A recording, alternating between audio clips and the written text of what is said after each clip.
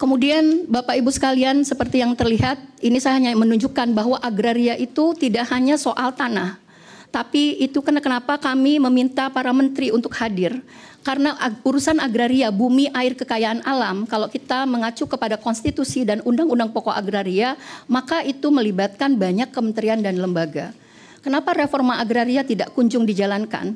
Karena memang membutuhkan political will dari kepemimpinan presiden untuk memastikan menteri-menterinya mengerjakan reforma agraria sesuai mandat konstitusi, sesuai undang-undang pokok agraria. Nah, inilah yang menjadi dasar Bapak Ibu sekalian bisa melihat bagaimana konflik-konflik agraria di perkebunan misalnya. Dalam 20 tahun terakhir, bisnis-bisnis perkebunan termasuk sawit itu menjadi penyebab konflik agraria selalu tertinggi. Artinya ada problem tentang penerbitan perpanjangan pembaruan HGU, hak guna usaha kepada korporasi-korporasi besar. Yang tumpang tindih dengan kampung-kampung, tumpang tindih dengan desa-desa, wilayah adat, pemukiman termasuk perkampungan nelayan. Ini selalu tertinggi Bapak Ibu sekalian, termasuk sawit. Kemudian juga bagaimana industri kehutanan misalnya. Baru-baru ini, baru saja terjadi kekerasan di masyarakat adat Tano Batak. Bagaimana hutan tanaman industri milik Sukanto Tanoto menguasai tanah 156.000 hektar dan berpuluhan tahun itu berkonflik dengan masyarakat adat. Itu hanya salah satu contoh dan kemarin mereka direpresi lagi oleh preman-preman perusahaan. Ini hanya gambaran sedikit saja tentang betapa ada carut-marut tentang kebijakan-kebijakan agraria yang justru pendulumnya, alokasi tanahnya, kekayaan alamnya lebih diprioritaskan untuk badan usaha skala besar.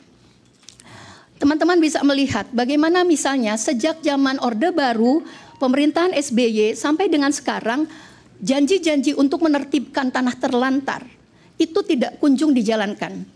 Selalu disebutkan ada tanah terlantar 7,3 juta hektar HGU, HGB aktif, bahkan expired, yang itu sudah menjadi kampung-kampung juga. Sudah ada orang, sudah ada manusia, tapi tidak kunjung ditertibkan dan digayagunakan untuk objek reforma agraria, padahal kebijakannya ada. Jadi ini selalu terus-menerus disuarakan. Kemudian juga tambang, bisa dilihat 9,1 juta hektar.